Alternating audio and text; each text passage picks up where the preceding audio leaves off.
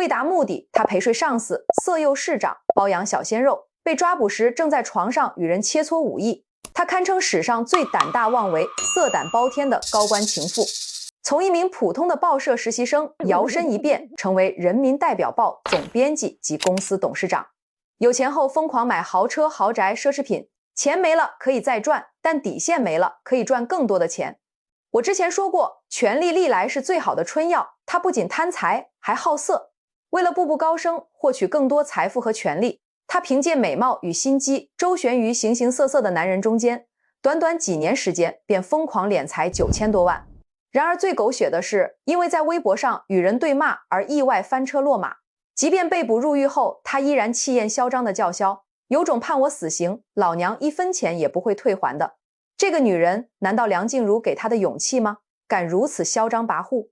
大家好，我是微笑，今天我要讲的就是山西最嚣张的高官情妇宋丽。2012年的微博对骂轰动全国，她与云南红河州宣传部长武浩在微博上相互撕逼。而中国最不缺吃瓜群众，特别是这种有头有脸的人物爆料。于是在网友们的怂恿下，他们言辞越来越激烈，甚至开始互相揭发对方的贪腐行为。宋丽扬言要亲自带电视直播车去红河州揭露武浩的腐败行为，而武浩则威胁要揭露宋丽的不法资产。很快，武浩开始深入调查宋丽的背景，果然就发现了不少猛料。几天后，宋丽的事情在网上爆炸性传播开来。有人发现人民代表报旗下竟然有多辆豪车，这些车的车牌号极为高档。看到事情越来越大，人民代表报的记者胡建军出来澄清，说这些豪车跟报社无关，完全是宋丽个人的财产。然而胡建军因爆料被宋丽的手下殴打，且被报社开除，但这并未平息事态。很快，记者通过公安网核实，证实了这些豪车的确属于宋丽。尽管他是总编，但他的工资并不足以支撑他购买如此多的豪车。大家不禁好奇，这些车究竟是怎么来的？与此同时，网络上流传出一篇帖子，标题为《网曝山西人大副秘书长李正伦与女助理宋丽违规违法经营揭秘》。该帖子详细披露了宋丽与李正伦的种种不正当男女关系和不法行为。随着调查深入，发现与宋丽有牵连的男人不仅有李正伦，还有曾任长治市市长的张宝，以及一系列的政府官员。有如此多的高官情夫，难怪他有底气在法庭上叫嚣。要追溯他的风流往事，还得把时间拉回到上世纪70年代。1976年，宋丽出生在山西太原一个家境殷实的小康家庭中。他的父亲是一名报社干部，母亲是一位受人尊敬的人民教师。从小家境富裕的宋丽，在父母的娇宠与呵护下长大。只要是他提出的要求，父母都会竭尽全力去满足他。宋丽深受父母潜移默化的影响，对学习也怀揣着无比热忱之心。正因如此，他在校期间的成绩始终名列前茅，出类拔萃。加之他拥有甜美动人、令人过目不忘的容貌，他自然而然成为了人群中最耀眼的焦点。习惯了处处受人追捧，众星捧月的宋丽，心态也逐渐变得心高气傲、目下无尘。然而，自大学毕业之后，宋丽那原本一帆风顺的人生便戛然而止，迎来了转折。当同窗好友们纷纷觅得理想职位，意气风发地迈入人生崭新阶段之际，宋丽却因种种缘由与际遇，始终未能寻获令自己满意的工作机会。她时而嫌弃岗位不够光鲜体面，时而又因自身难以承受辛劳而却步，因而在短暂尝试数份工作之后，皆迅速选择了离职。宋父眼见女儿长久未能安定下来，内心亦是焦灼万分，忧虑不已。于是他凭借着自己广泛的人脉关系，帮助宋丽在山西晚报旗下的一家报社谋得了一份报纸发行员的职位。这份工作的职责内容其实相当简单明了，主要任务就是将每日的报纸准时送达他所负责区域内的订阅用户家中，同时还要努力向更多潜在客户推销报纸，以此来不断提升报纸的订阅数量。尽管内心觉得这份工作似乎有些屈才，配不上自己身为大学毕业生的身份，但宋丽最终还是接受了这份工作，于1999年正式入职。他了解到只要完成规定的业绩目标，就有机会获得晋升。宋丽顿时充满了昂扬的斗志，她满怀希望，期盼能够早日升职。然而，推销报纸这份工作需要她每天早出晚归，四处奔波去洽谈合作。为了让分销商或者企业订阅一份报纸，她不得不放下身段，低声下气地去讨好对方。这让从小娇生惯养的宋丽内心完全无法接受。没过多久，他便开始向父亲倾诉内心的不满，他希望父亲能够动用关系，将他再次调往其他部门。然而这份发行员的工作本就来之不易，想要调动岗位并非易事，加上宋丽的父亲也深深明白，自己若再这般纵容溺爱女儿，迟早会害了她的一生，于是他毅然拒绝了女儿的请求。然而令他始料未及的是，宋丽竟会因此走向另一个极端。在父亲那里碰壁之后，宋丽并未放弃调岗的念头，他开始苦苦思索，究竟有什么捷径能够达成自己的目的。大学期间就时常有男生为了追求宋丽，心甘情愿地为她做各种事情。宋丽一直心知肚明该如何凭借自己出众的容貌谋取利益，然而社会与校园终究不同，并非仅仅展露一个微笑就能让他人甘愿为他俯首称臣。他需要实实在在地付出自己的身体，自己当真要走到这一步吗？在经历了一段时日的内心挣扎后，再也无法忍受每日奔波跑业务的宋丽终于狠下决心，准备向他的第一个目标发起攻势。在一次报社举办的酒会上，宋丽结识了他们上级报社山西晚报的领导老杨。早有准备的他画着精致而迷人的妆容，一举一动都散发着成熟女性独有的魅力与风情。在宋丽若有若无似有还无的撩拨与暗示中，老杨很快就沉醉在了他的石榴裙下，难以自拔。在酒会即将接近尾声之时，老杨向宋丽发出了邀请，继续去约会。这正合了宋丽的心思。宋丽对此心知肚明，尽管老杨的年纪比他大了足足20多岁，并且早已组建了自己的家庭，然而对宋丽而言，只要能够换来升职加薪的机会，这些障碍都显得微不足道。在与老杨建立了不正当的男女关系之后，宋丽在报社的处境确实得到了明显的改善。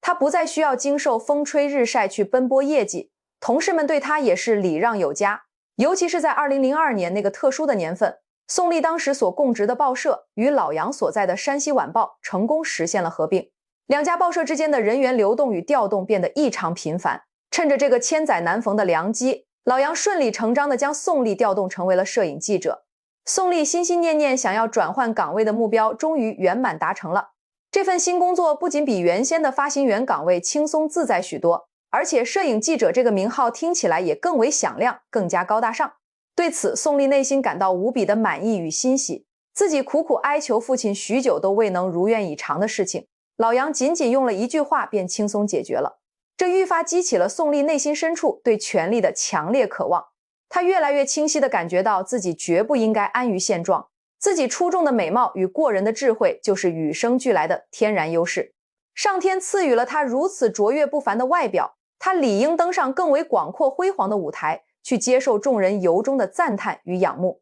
而此时此刻，记者这份工作也为她攀附权贵、结交显赫提供了极大的便利。由于拥有令人惊艳的出众容貌，再加上老杨的悉心关照与提携，宋丽总能获得一些采访业界大佬的宝贵机会。凭借她出众的美貌与高超的情商，那些接受采访的高官权贵们也格外乐于同宋丽交往结识，并且愿意为她提供一些难得的机会与资源。2006年，宋丽被调动至山西省人大主办的人民代表报社任职。这家报社主要面向的企业单位都来自山西省内，这也为宋丽提供了更为广阔的发展舞台。凭借着她那明艳动人的出众外貌以及她八面玲珑的处事性格，宋丽在短时间内便迅速积累起了可观的人脉资源。她成功跻身于上流社会的圈子，并在其中稳稳占据了一席之地，成为了各类名流聚会的座上常客。然而，每一次盛装出席活动，除了能为宋丽带来拓展人脉的宝贵机会，也让她深刻体会到不同社会阶层之间存在的巨大鸿沟。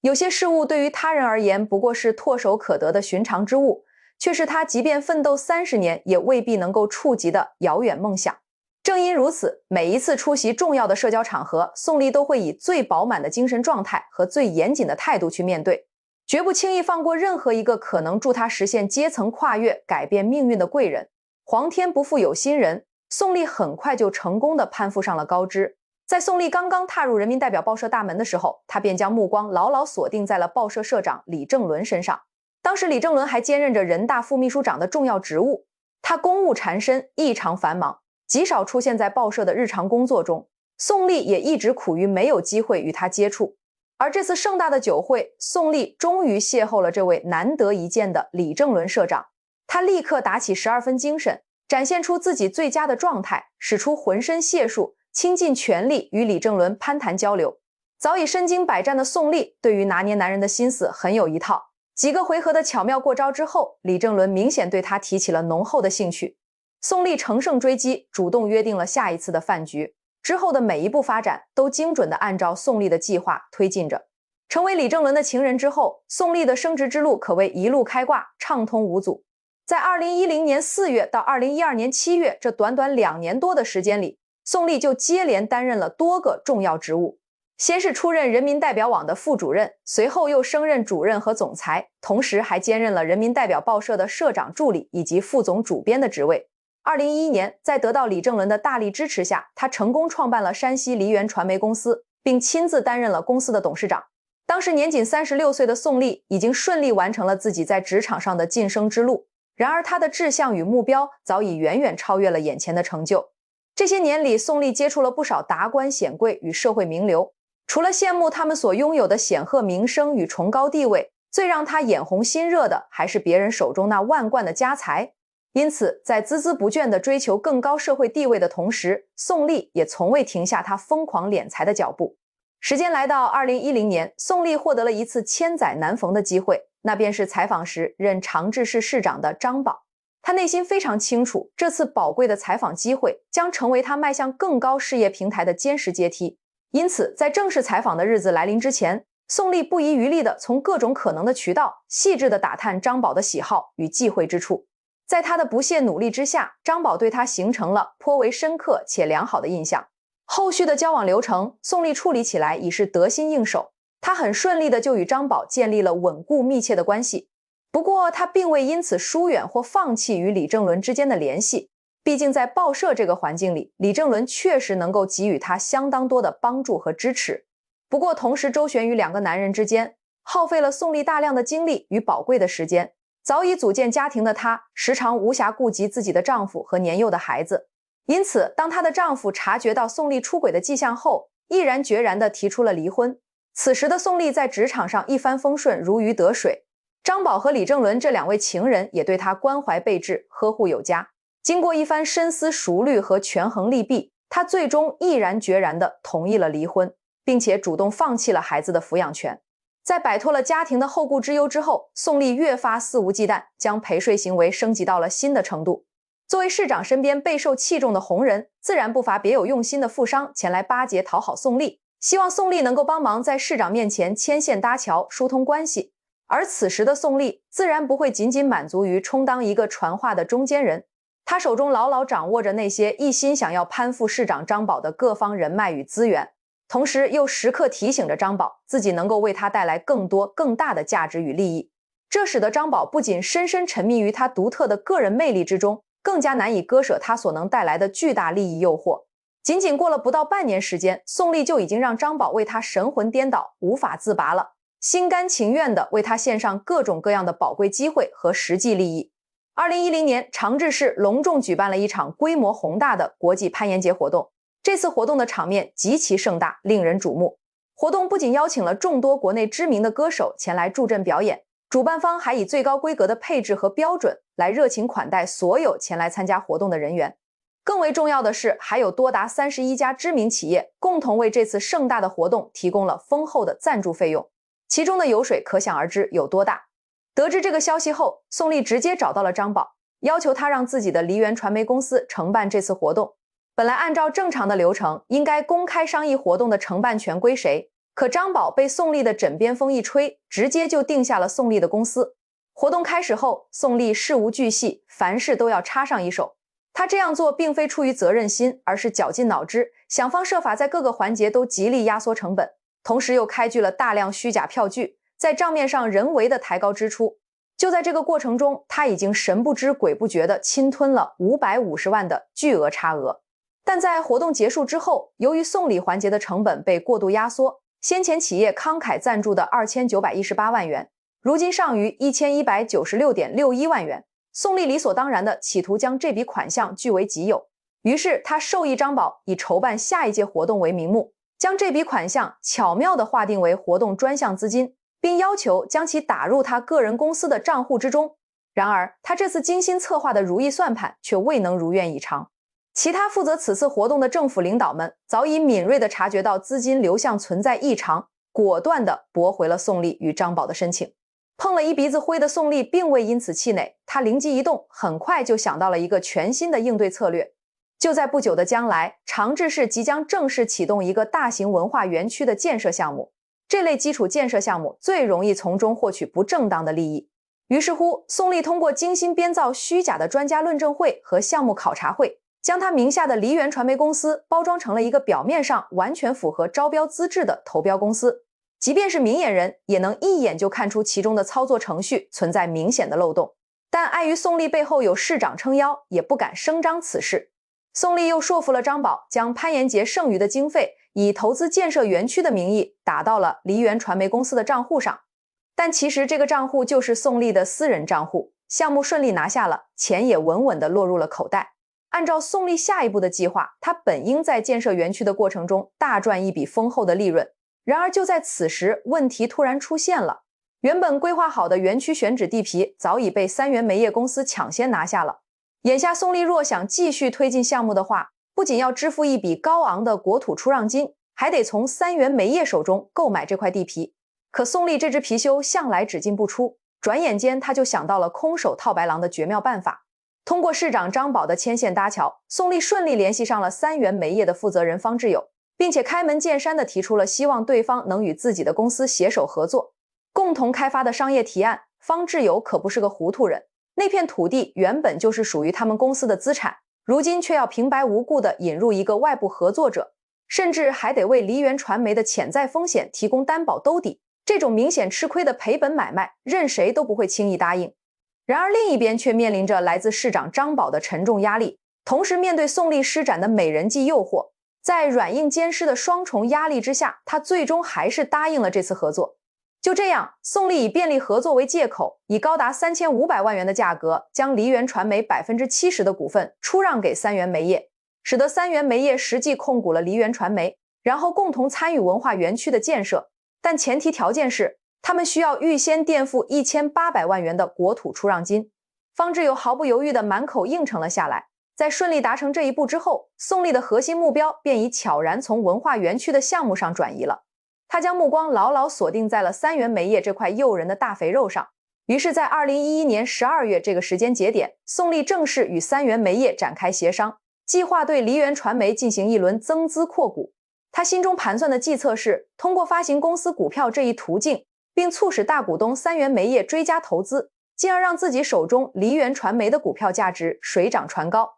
如此昭然若揭的意图，在上海沉浮多年的方志友岂能看不穿？然而他当时也是鬼迷了心窍，一切事物都顺着宋丽的想法推进。最终，梨园传媒成功将注册资本增加了1亿元，其中高达7000万元均由三元煤业出资。而在完成这次增资扩股之后，宋丽手中持有的30%股份，其价值已经飙升至4300万元之巨。就在这个节骨眼上，他又以双方合作不愉快为借口，要求三元煤业全面收购梨园传媒的全部股份。这也就意味着宋丽需要卖掉手中的股票套现离场，而三元煤业则买下了一个尚未启动的项目以及一家几乎空壳的公司。绕了这么大一个圈子，最终目的竟是为了给宋丽送钱。这下子方志友可彻底不干了。然而有张宝作为靠山的宋丽根本无所畏惧，市长一旦施加压力，宋丽便在次日顺利收到了来自三元煤业的巨额转让款项。经过这一系列精心策划的操作，他成功从三元煤业攫取了高达7634万0900元的资金。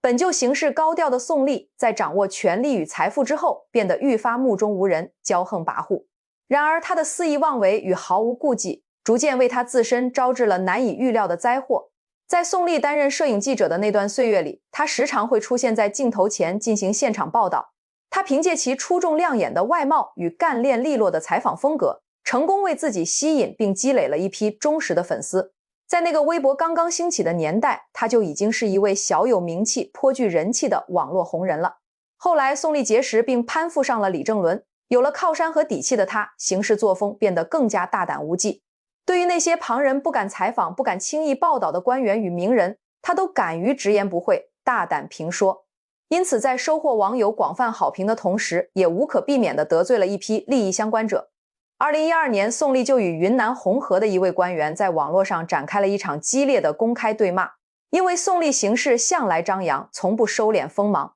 在宋丽扬言要前往红河直播曝光这位官员的贪腐行径之后，对方也毫不示弱，叫嚣要公开宋丽的非法资产。政府官员与知名新闻记者激烈对骂，这场面很快就吸引了大量网友的围观。而神通广大的网友们也迅速扒出了人民代表报社楼下经常停放着各式各样的豪华轿车。按理来说，一家报社的公务用车绝不可能如此奢华气派。于是在广大网友锲而不舍的刨根问底之下，有一位自称是该报社内部工作人员的网友公开爆料称，这些豪车其实都是宋丽个人的私有财产。作为一名声名显赫的知名记者，拥有一辆豪车本不算什么稀奇事。然而5辆豪车轮换着驾驶，这般排场就着实有些过分了。车辆事件一经曝光，宋丽内心也不由得慌乱起来。她平日里从未想过要加以掩饰，只要相关机构展开调查，便能轻易查出她名下那些见不得光的资产。